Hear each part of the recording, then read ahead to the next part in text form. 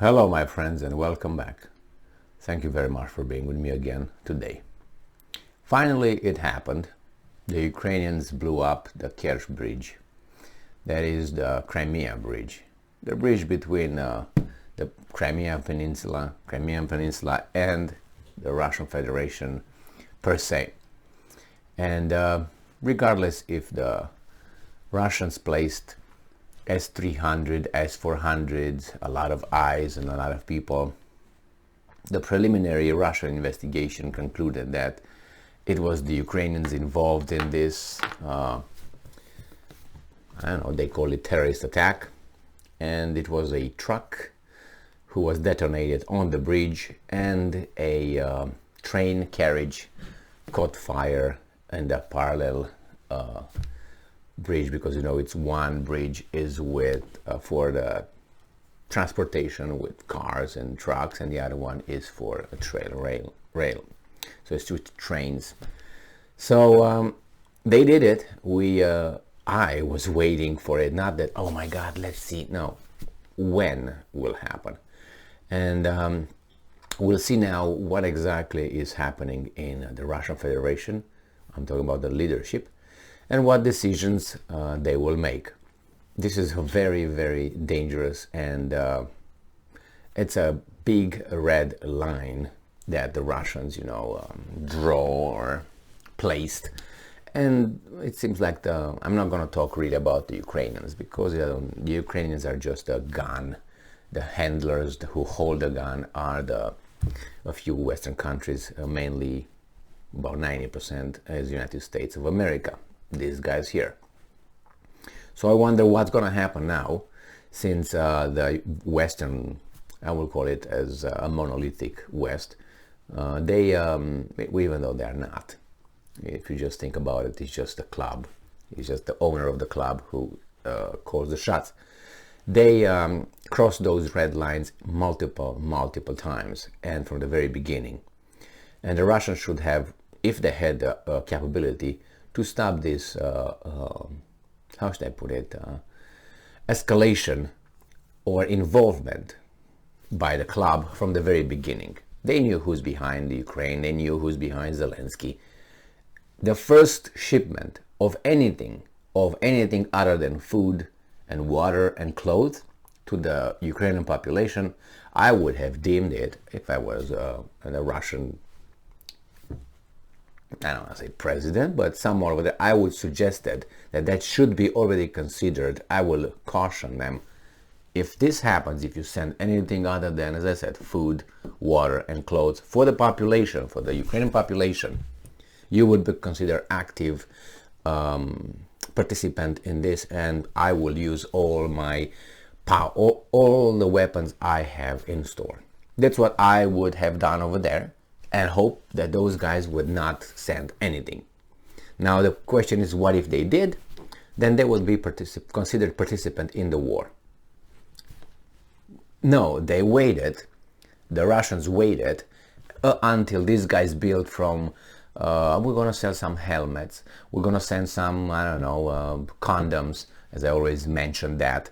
We're going to use, because you don't want Ukrainians to grow, you want other, and then we're going to send them some bullets, we're going to send them some automatic weapons, then we're going to send them some cars, trucks, and then we're going to send them some artillery units, and we're going to send them HIMARS, and then we're going to sell them this. Now they want tanks, airplanes, and why not? And nuclear weapons, maybe they can already said they might use them if Russia does something, including Zelensky said, well, preemptive nuclear strike. That's what Zelensky said. So, the Russians, I think, now I'm very inclined to think that actually Russia can't do it. I think that Russia, as of now, is just, I don't know, you are not winning anymore on the battlefield. You are keeping as much as you can a defensive line over there, no offensive, nothing. Is it what you're trying to hold everybody until winter comes and hope that these guys in the West will rise up from their beer and TV watching games and soap opera, whatever they watch, and you think they're gonna go in the streets and they're gonna change something? It's cold outside Russia. Are you crazy?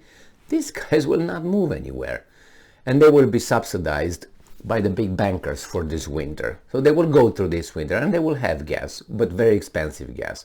So I don't think you're gonna be able to strangle Europe or anybody else economically, or at least with your energy. Therefore, they're going to be A-okay. So what are you going to do? Because after winter goes away, by the way, spring comes. And when spring comes, you would like to do an offensive, and those guys will do the same thing. So are you waiting until then? I don't know. As of now, you told them if they hit Crimea, they you know, that's a red line. They hit it. You said if they hit Kerch Bridge, it's going to be the end of the world. What's his name? Medvedev said. Well, they did. When? I know it's gonna come one day, right? When Jesus comes back. So an explosion. This is an article from Associated Press from today, October 8, 2022. I found this obviously topic in many media outlets. Crimea Bridge blast damages key Russian supply routes. 3 dead. An explosion caused the partial collapse of the bridge linking the Crimea Peninsula with Russia on Saturday, damaging a key supply artery for the Kremlin's faltering war effort in southern Ukraine. 3 people were killed in the blast, Russian authorities said. So this bridge is 19 kilometers, 12 miles long, across the Kerch Strait, linking the Black Sea and the Sea of Azov, opened in 2018, and it is the longest in Europe, so it's kind of achievement. The $3.6 billion project is a tangible symbol of Moscow claims on Crimea. And it says that the Russia National Anti-Terrorist Committee said that the truck bomb caused 7 railway cars carrying fuel to catch fire, resulting in the partial collapse of 2 sections of the bridge. There are pictures over there. A man and a woman who were riding in a vehicle across the bridge were killed by the explosion, and their bodies were recovered. And that's another third victim over there. And they say that it was caused by the Ukrainians, and they know that, and they will will be immediately repaired, and they will decide what they will do with Ukraine. Nothing, because it seems like you can't do much. So I think nothing is going to happen. So anyway, this is a situation in the Kerch Strait and Kerch, and is now obviously the Russians are upset about it, and Western countries are happy about it, and they celebrate. And the Russians are calling those states supporters of terrorism. So it says here that Zakharova calls on Saturday Estonian Foreign Minister Urmas Reisalau said that Estonia welcomes an explosion on the Crimean Bridge and assumes that Ukrainian special forces might be behind it. And Zakharova said criminal logic has bound the NATO regimes by mutual responsibility. And that's a reaction to the foreign minister. Well, if they're happy, what can you do? Clap your hands, right? And then it says murder, sabotage, destruction, criminal logic bound NATO regimes by mutual responsibility. Well, and that's 3 people, as I said, dead, and then Crimea's head confirms that peninsula is fully provided with fuel and food. There is no danger.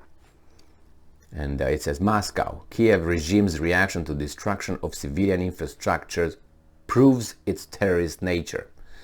And they claim that, well, this was just it was not a military target, and you'd blown it up. Now, I don't know if it was the Ukrainian or not, but by the Ukrainian reaction, for instance, we have here Podolyak, Mikhailo Podolyak, which is advisor to Ukraine's president, said Crimea, the bridge, the beginning. Everything illegal must be destroyed. Everything stolen must be returned to Ukraine. Everything occupied by Russia must be expelled.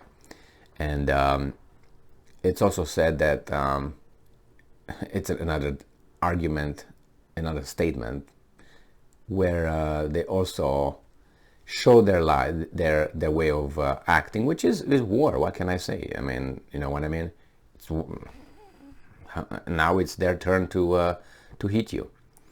And what are you going to do? So it says here that on the morning of October 8th, it was revealed that a large fire broken out on the railway line of the Crimea Bridge. Yeah, but it was that thing that was detonated over there.